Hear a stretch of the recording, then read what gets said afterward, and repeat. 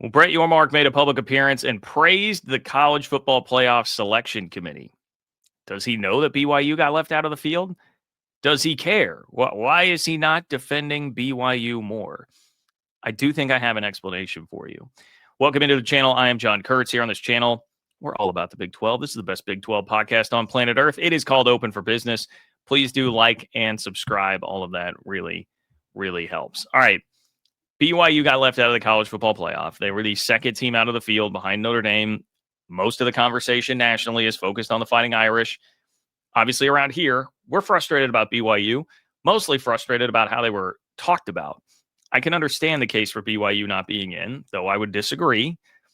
But the fact that BYU was just not even on the graphics that ESPN was putting up, that Kirk Herbstreit was going out of his way on the SEC championship game broadcast to explain why BYU getting blown out in a conference championship game is different than the SEC runner-up getting blown out in the SEC championship game in Alabama, right? These are the things that drive me nuts. And there's been conversation on this channel and certainly in BYU circles about why didn't Brett Yormark fight harder for BYU earlier on? In fairness, Yormark did fight pretty hard the last week. The week leading up to the conference championship game, he did a TV appearance on the Territorial Cup broadcast between Arizona and Arizona State. And then he had two press conferences. One that was a teleconference and then one right before the championship game where he pushed hard. And he kept using the line like, let's talk about resumes, not logos. Now, he was using Notre Dame as the primary comp because everybody thought Notre Dame was getting in, which didn't happen. But Brett Yormark was making a big public push the last week. Kalani Sitake continues to take the high road. He had a chance and did an interview where he's just such a good dude. He's such a nice guy and a good dude and didn't really seem too bothered by it or worried by it. So I respect him immensely for that. But this is where I think a lot of BYU fans have come in and said, well, why can't we get the commissioner to fight harder for us or fight more for us? Brett Yormark had a lot to say at the Sports Business Journal Intercollegiate Athletics Forum, which was on Tuesday night this week. The comments that have made the biggest headlines were about Notre Dame and athletic director Pete Bavacqua, specifically where he really went after him for his reaction to not getting in. But these are some comments that are making waves among BYU fans as well, and understandably so. Okay, I will say that at the outset. I understand BYU fans why you would be upset by this for sure. Okay, so Sports Business Journal live tweeting this thing, by the way. As I told you, it was their forum. But Brett Yormark said on stage that he thinks the college football playoff got it right. Quote, was I happy about BYU? No. But I think overall they did the right job. Listen, it's progress over perfection. Then you see the part about Pete Bavacqua. But I get why, off the top, I know I can feel BYU fans skin just like boiling up with anger over this, right? I'm going to try to explain a bit here, okay? He says overall they did the right job. He says progress over perfection, and he wasn't happy about BYU.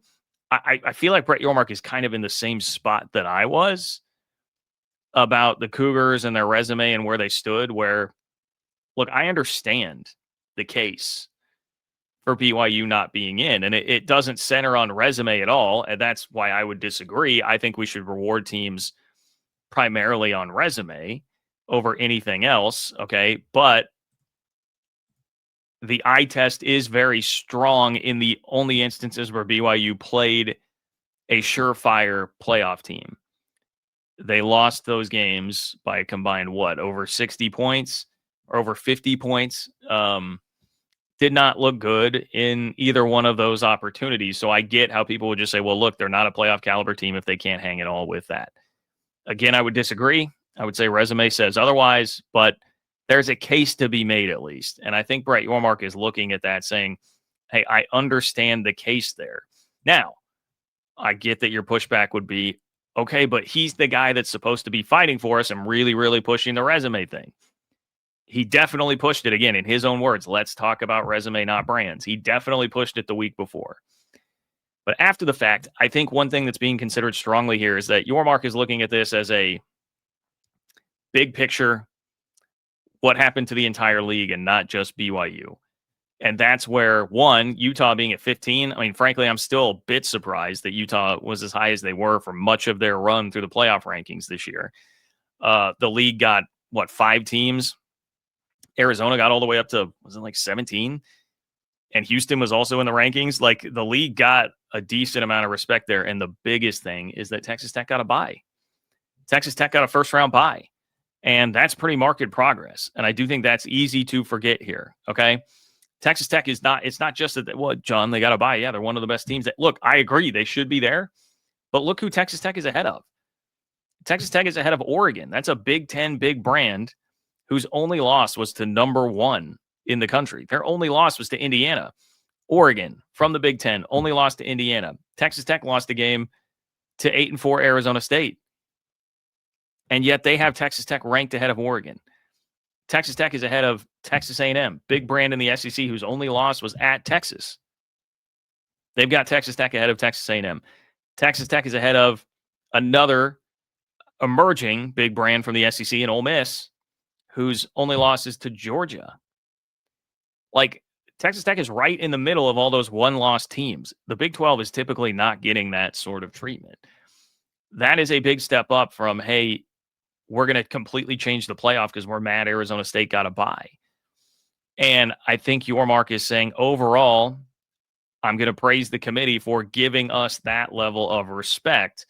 And there's probably a calculation there about, well, how much can we really push it when we did get that? And I have to think about going into the room to negotiate what the future of the college football playoff format is going to look like. And if we're just out here screaming and yelling about BYU and how unjust it is and going crazy like Pete Bavacqua at Notre Dame, right? If we pull that, that's going to draw the ire of everybody else.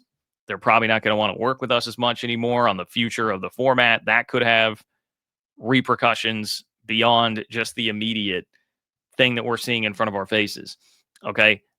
I think that is a lot of what is going on here, combined with the fact that when you are a BYU fan, a supporter, and you're frustrated just about that, it is easy to forget. I know it felt too little too late a bit, but he did campaign hard that last week for you.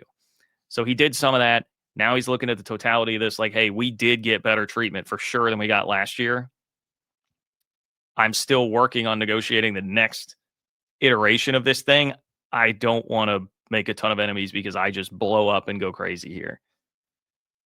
That would be my guess, that's a lot of the calculation that's happening here. You don't have to like it if you're a BYU fan. I can understand your frustration. And if I were a BYU fan and alum, I would probably feel the same way and say, I don't care. I still want a little bit more fight from my commissioner fighting for us getting in, because it's BS that we did not make it into the field, and at least BS that we didn't get better treatment.